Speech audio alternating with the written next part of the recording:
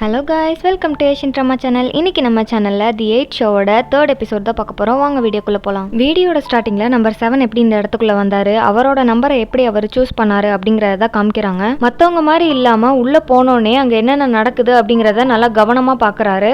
ரூம்குள்ளே போனோடனே ஒரு நிமிஷத்துக்கு 2,10,000 போடுறாங்க அப்படிங்கிறதையும் இவர் நோட் பண்ணிக்கிறாரு.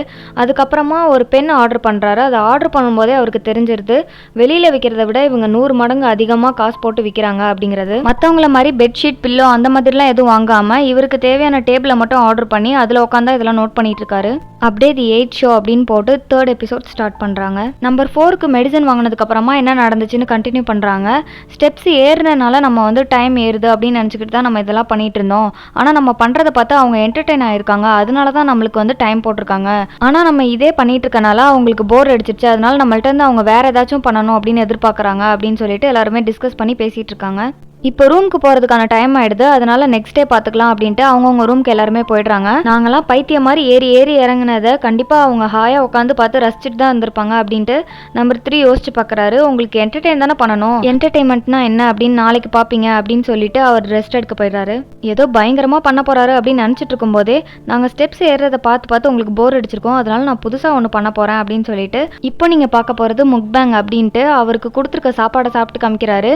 இதில் அவங்களுக்கு சவுண்ட் கேட்கணும் அப்படிங்கிறதுக்காக ஸ்டூல் மாதிரி எதையோ ஒன்று போட்டு கேமரா கிட்ட வச்சு சாப்பிட்டு காமிக்கிறாரு. அப்படி சாப்பிட்டுட்டு இருக்கும் போதே 7th ஃப்ளோர் நீங்கள் ஃப்ரீயாக இருக்கீங்கன்னா வரீங்களா, நம்ம போய் ஸ்மோக் பண்ணலாம் அப்படின்னு கூப்பிட்றாரு.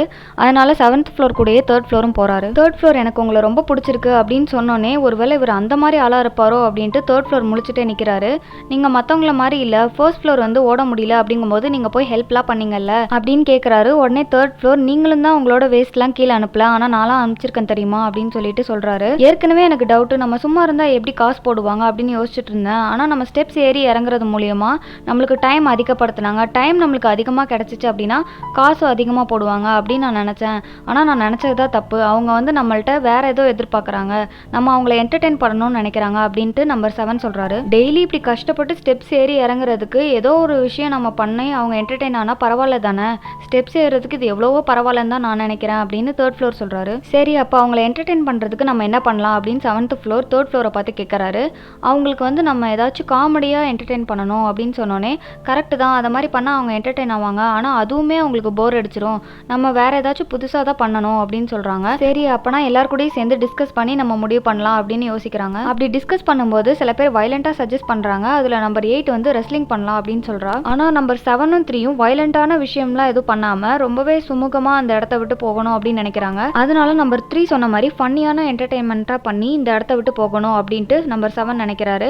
நம்ம இங்கே டிஸ்கஸ் பண்ணதை வெளியில் சொல்லிக்காத அப்படின்னு நம்பர் 3 சொல்லிடுறாரு. இவங்கள மாதிரியே நம்பர் 4 அப்புறம் 5 இவங்க 2 பேருமே ரெஸ்லிங் வேண்டாம், அது மாதிரி பண்ணோம்னா நம்மளுக்கு அடிபட்டுரும் அப்படின்னு சொல்கிறாங்க. அதனால நம்பர் 3 நம்ம ஏதாச்சும் ஃபன்னியான என்டர்டெயின்மெண்ட்டாக பண்ணலாம் அப்படின்னு சொல்கிறாரு. உடனே நம்பர் 4 நம்ம டேட்டிங் ஷோ மாதிரி பண்ணலாம், எந்த கப்பிள்ஸ் கடைசி வரைக்கும் ஒன்றா இருக்காங்களோ அவங்க தான் வின்னர், ஓகேவா, இது கண்டிப்பாக ஒர்க் அவுட் ஆகும் நான் நினைக்கிறேன் அப்படின்னு சொல்கிறா. ஆனால் அதுக்கு யாருமே ஒத்துக்க மாட்டாங்க. அதனால நம்ம வேணால் டேலண்டட் ஷோ பண்ணலாம் அப்படின்னு சொல்கிறாங்க. சரி, யார் இப்போ உங்களோட டேலண்ட்டை காட்ட போறீங்க அப்படின்னு நம்பர் 7 கேட்குறாரு. ஆனால் அதுக்கு யாருமே ரெடியா இல்லை. அதனால நானே ஃபர்ஸ்ட் பெர்ஃபார்ம் பண்றேன் அப்படின்னு சொல்லிட்டு நான் ஒரு ஃப்ளூட் மட்டும் ஆர்டர் பண்ணிக்கிறேன் அப்படின்னு கேட்டுட்டு அவர் ஆர்டர் பண்றாரு. இவர் என்ன பண்ண போறாரு அப்படின்னு எல்லாரும் புரியாம பார்த்துட்டு இருக்கும் போதே மூக்குல ஒரு சைடு பேப்பர் வச்சு அடைச்சுக்கிறாரு, இன்னொரு சைடு ஃப்ளூட்டை வச்சு மியூசிக் ப்ளே பண்றாரு. அவர் ப்ளே பண்ற மியூசிக் உண்மையிலே நல்லா இருக்கு. அதனால எல்லாருமே ஆச்சரியமா பார்த்துட்டு இருக்காங்க. இவரோட இந்த பெர்ஃபார்மன்ஸ்க்காக 20 ஹவர்ஸ் தராங்க. உடனே அங்க இருக்கிற எல்லாருக்குமே ரொம்ப சந்தோஷமா இருக்கு. உடனே எல்லாருமே வாங்க நம்மளும் என்ன பெர்ஃபார்மன்ஸ் பண்ணலாம் அப்படிங்கறத டிஸ்கஸ் பண்ணுவோம் அப்படின்ட்டு போறாங்க. அப்படி போகும்போது ஆனா அதுக்கு முன்னாடி நான் உங்கள்கிட்ட ஒரு விஷயத்தை டிஸ்கஸ் பண்ணணும், நம்மள்ட்ட தான் ஒரு நாளுக்கான டைம் இருக்குல்ல, அதனால நம்ம பெர்ஃபார்மன்ஸை கூட நாளைக்கு பார்த்துக்கலாம், அதுக்கு முன்னாடி நான் உங்கள்கிட்ட முக்கியமான ஒரு விஷயத்தை பற்றி கேட்கணும் அப்படின்னு சொல்லிட்டு நம்பர் 7 சொல்கிறாரு. நம்ம இப்படியே இந்த இடத்துல தான் இருக்க போகிறோமா, எப்போ இந்த இடத்த விட்டு போகிறோம் அப்படின்னு நம்பர் 7 கேட்குறாரு. இப்போ எதுக்கு இதெல்லாம் கேட்குறீங்க, நம்மளுக்கு போதுமான அளவுக்கு நம்ம ஏர்ன் பண்ணதுக்கு அப்புறமா இந்த இடத்த விட்டு கிளம்ப போகிறோம் அப்படின்ட்டு நம்பர் 4 சொல்கிறா. ஆனால் இப்படியே யோசிச்சுட்டு இருந்தோம்னா கடைசி வரைக்கும் நம்ம இங்கே தான் இருக்கணும் அப்படின்னு நம்பர் 7 சொல்கிறாரு. ஆமாம், நம்ம இங்கே ஏர்ன் பண்ணுற மணியே வெளியில் போய் செலவு பண்ணணும் அப்படிங்கிறதுக்காக தான், அதனால நம்ம கண்டிப்பாக இதை முடிவு பண்ணணும் அப்படின்னு நம்பர் 2 ஒத்துக்கிறாங்க. ஆனா நம்ம இப்படி முடிவு பண்ணோம்னா மேல இருக்கிறவங்க சீக்கிரமே கிளம்பணும்னு தான் நினைப்பாங்க, அப்ப கீழே இருக்கிற நம்மளாம் என்ன பண்றது, நம்மளுக்குலாம் கம்மியா தானே காசு போடுறாங்க அப்படின்னு சொல்லிட்டு நம்பர் 4 கேட்குறா. சரி, அப்பனா நம்ம எப்போ போகலாம் அப்படிங்கிறத நம்பர் 1 கேட்கலாம் அப்படின்னு நம்பர் 5 ஐடியா கொடுக்குறாங்க. அதுக்கு எல்லாருமே ஒத்துக்கிட்டு உங்களுக்கு எப்போ போகலாம் அப்படின்னு சொல்லிட்டு அவர்கிட்ட கேட்குறாங்க. எனக்கு 1 பில்லியன் எப்போ சேருதோ அப்போ நம்ம கிளம்பலாம் அப்படிங்கிறத நம்பர் 1 சொல்றாரு. அவ்வளோதானே, அவங்களுக்கு அதுவே போதுமா அப்படின்னு சொல்லிட்டு எல்லாருமே கேட்குறாங்க. ஆமா, எனக்கு அதுவே போதும் அப்படின்னு அவர் சொல்றாரு. சொல்றாரு. நம்பர் 1ஓட ரூம்ல 1 மினிட்டுக்கு 10,000 போடுறாங்க. அப்பனா அவருக்கு 1 பில்லியன் சேர்றதுக்கு எவ்வளவு நாள் ஆகும்னு கணக்கு போட்டு பார்த்தா 2.5 மாசம் வருது. அப்படி அந்த 2.5 மாசத்துல யார் யாருக்கு எவ்வளவு அமௌண்ட் போடுவாங்க அப்படின்றதையும் பாக்குறாங்க. ஃபர்ஸ்ட் ஃப்ளோருக்கு 1 பில்லியன் கிடைக்கும், செகண்ட் ஃப்ளோருக்கு 2 பில்லியன் கிடைக்கும், தேர்ட் ஃப்ளோருக்கு 3 பில்லியன் கிடைக்கும், ஃபோர்த் ஃப்ளோருக்கு 5 பில்லியன் கிடைக்கும், ஃபிஃப்த் ஃப்ளோருக்கு 8 பில்லியன் கிடைக்கும், சிக்ஸ்த் ஃப்ளோருக்கு 13 பில்லியன் கிடைக்கும், செவன்த் ஃப்ளோருக்கு 21 பில்லியன் கிடைக்கும், எயித்து ஃப்ளோருக்கு 34 பில்லியன் கிடைக்கும் அப்படின்னு இது எல்லாத்தையும் மைண்ட் வாய்ஸ்லேயே அவர் சொல்லிட்டு இருக்காரு. இப்போ அவங்களோட டேலண்ட்டை வெளிப்படுத்துறதுக்காக அதுக்கு தேவையான பொருள்லாம் ஆர்டர் பண்ணி வாங்கிக்கிறாங்க. ஆனால் நம்பர் 3க்கு மட்டும் அவர் என்ன பண்ண போறாருங்கிறது அவருக்கே தெரியல. அதனால அவர் நைட்டு ஃபுல்லாக புலம்பிட்டே இருக்காரு. நெக்ஸ்ட் இப்போ அவங்களோட டேலண்ட்டை காட்டுறதுக்காக வந்திருக்காங்க. இதில் நம்பர் 5 பாட்டு பாடுறாங்க. அவங்க பாடுற பாட்டுக்கு 10 மணி நேரம் கொடுக்குறாங்க. அப்புறம் நம்பர் 6 டைல்ஸ் எல்லாம் வந்து உடைக்கிறாரு. அப்படி உடைக்கிறதுக்கு 15 மணி நேரம் கொடுக்குறாங்க. அதுக்கப்புறம் நம்பர் 2வும் அதே மாதிரி டைல்ஸ் எல்லாம் கராத்தே ஸ்டைலில் வந்து உடைக்கிறாங்க.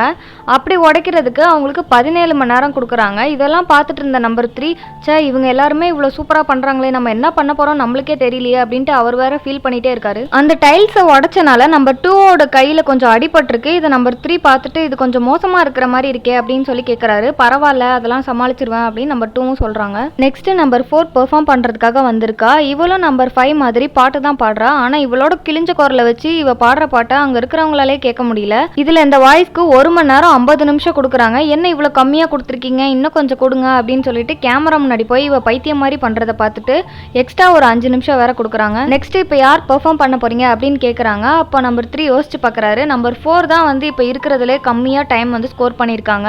இன்னும் நம்ம கூட சேர்த்து 2 பேர் பெர்ஃபார்ம் பண்ணாமல் இருக்காங்க. ஒருவேளை அவங்கள விட நம்ம நல்லா பெர்ஃபார்ம் பண்ணோம் அப்படின்னா நம்பர் 4 விட நம்ம முன்னாடி வந்துருவோம். அதனால நம்ம லாஸ்ட்ல போயிட மாட்டோம் அப்படின்னு நம்பர் 3 யோசிச்சு பார்க்குறாரு. இப்போ நானே பெர்ஃபார்ம் பண்ணுறேன் அப்படின்ட்டு நம்பர் 3 போய் நிற்கிறாரு. அவருக்கு அங்கே நின்றுட்டு இவங்க எல்லாரையும் பார்த்தோன்னே ரொம்பவே பதட்டமாக இருக்கு.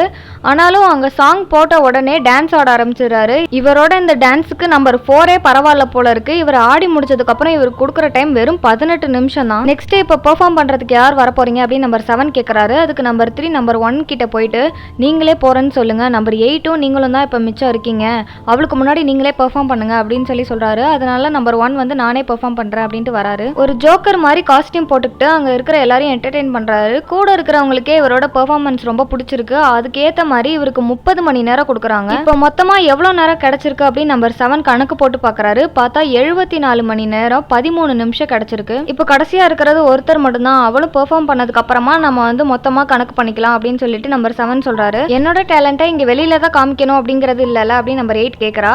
அதுக்கு நம்பர் 7 அப்படிலாம் ஒன்றும் அவசியம் இல்லை அப்படின்னு சொல்றாரு. அப்படின்னா என்னோட டேலண்ட்டை நான் ரூம்ல காமிக்கிறேன், என் கூட வரீங்களா அப்படின்னு நம்பர் 7 பார்த்து கேட்கறா. ஆனா அதுக்கு நம்பர் 7 ஒத்துக்க மாட்டேங்கிறாரு. இதுலயே நீங்க என்னன்னு புரிஞ்சுக்கோங்க. உடனே வேற யாரை செலக்ட் பண்ணலாம் அப்படின்ட்டு ஒவ்வொருத்தட்டியா போறா. அப்ப நம்பர் 3 கிட்ட நின்னோடனே அவரை தான் கூப்பிட போறா அப்படின்னு நினைச்சுக்கிட்டு நம்பர் 3யும் போறதுக்கு ரெடியா வராரு. ஆனா அவ போயிட்டு நம்பர் 6 தான் கூப்பிடுறா. இவ பண்ண இந்த வேலைக்காக இவளுக்கு மொத்தமா 69 மணி நேரம் கொடுத்துருக்காங்க. இருக்கிறதுல ரொம்பவே கம்மியான டைம் ஏர்ன் பண்ணனால நம்பர் 3 வெக்ஸாய் உட்காந்துருக்காரு. இப்பதான் நம்ம டைம் எப்படி ஏர்ன் பண்றது அப்படிங்கிற வழியை கண்டுபிடிச்சிட்டோம்ல, இனிமேல் நம்ம ஓடுறதுக்கும் அவசியம் இல்லை. அப்போ என்னோட ரூம்லயும் உங்க வேஸ்ட் எல்லாம் வந்து கொடுக்கணும்ன்ற அவசியம் இல்லைல்ல அப்படின்னு நம்பர் 1 கேட்கிறாரு.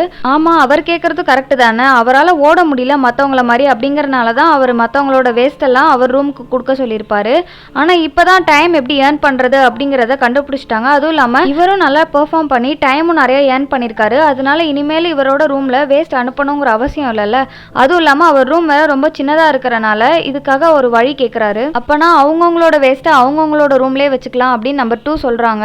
அதுக்கு நம்பர் 8 வந்து எனக்கு இந்த ஐடியா பிடிக்கவே இல்லை அப்படின்னு சொல்றா. உடனே அதுக்கு நம்பர் 2 அப்பனா ஓ ரூம்ல எல்லாரும் கொடுக்குறோம், ஓ ரூம் தான் நல்லா பெருசா இருக்குல்ல அப்படின்னு சொல்லி கேட்கறாங்க. சரி, எதுக்கு எல்லாருமே ஆர்கியூ பண்றீங்க, நம்ம ஒரு கேம் வச்சுக்கலாம், அதுல யார் தோத்து போறாங்களோ அவங்களோட ரூம்ல நம்ம எல்லாருமே பாத்ரூமா யூஸ் பண்ணிக்கலாம் அப்படின்னு சொல்லிட்டு இதே ஒரு ஷோவா கூட பண்ணலாம் அப்படின்னு நம்பர் 4 ஐடியா கொடுக்குறா. அதுக்கு முதல்ல இன்ட்ரெஸ்ட் காட்டுறதே நம்பர் 8 தான். அதுக்கப்புறமா யார் இதுக்கெல்லாம் ஒத்துக்கிறீங்கன்னு கேட்டோன்னே முதல்ல கை தூக்குறதும் நம்பர் 8 தான். அவளுக்கு அப்புறமா 6, 1, 7 இவங்க 3 பேருமே ஒத்துக்கிறாங்க. ஆனா மிச்ச 4 பேர் ஒத்துக்க மாட்டேங்கிறாங்க. இவங்களோட இந்த ஐடியாவை கேட்டோன்னே நம்பர் 3க்கு ரொம்பவே பயமா இருக்கு. ஏன்னா இவர் தான் பெர்ஃபார்மன்ஸ் ரொம்பவே கேவலமா பண்ணியிருப்பாரு.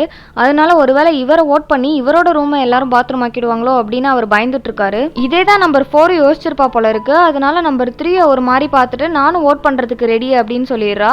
உடனே நம்பர் 3க்கு இன்னும் பயமாயிடுது. ஒருவேளை நம்ம யோசிச்சதான் இவ்வளோ யோசிச்சிருப்பாளோ அப்படின்ட்டு அவர் பயத்திலே உட்காந்துருக்காரு. அப்போ நம்பர் 7 வந்து என்ன நம்பர் 3 உங்களுக்கு ஓகேவா இல்லையா அப்படின்னு கேட்குறாங்க.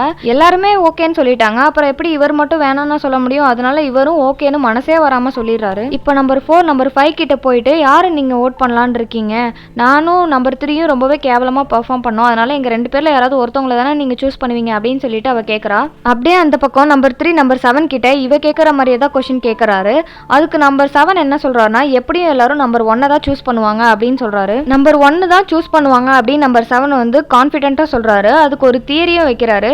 இப்போ ஒரு இடத்துல ஏற்கனவே குப்பை போட்டிருக்காங்க அப்படின்னா அதே இடத்துல குப்பை போடுறதுக்கு யாருமே யோசிக்க மாட்டாங்க. ஏற்கனவே அது குப்பை தானே இருக்கு, அதனால நம்மளும் போடுவோம் தான் எல்லாரும் யோசிப்பாங்க. அதனால நம்பர் 1 தான் சூஸ் பண்றதுக்கு நிறைய சான்ஸ் இருக்கு அப்படின்னு நம்பர் 7 சொல்றாரு. நம்பர் 4ம் 5 கிட்ட ஏன் நம்ம ஃபர்ஸ்ட் ஃப்ளோரை சூஸ் பண்ணக்கூடாதுன்னு கேட்குறா. ஆனால் அதுக்கு நம்பர் 5 ஒத்துக்க மாட்டேங்கிறாங்க. அப்படியே நம்பர் 7ம் 3யும் பேசிட்டு இருக்கும்போதே நம்பர் 4ம் உள்ள வரா. நான் உங்கள்கிட்ட ஒரு விஷயத்த ஓப்பனாக பேசணும் அப்படின்னு சொல்லிட்டு நான் 8th ஃப்ளோருக்கு ஓட் பண்ணலான்னு இருக்கேன்.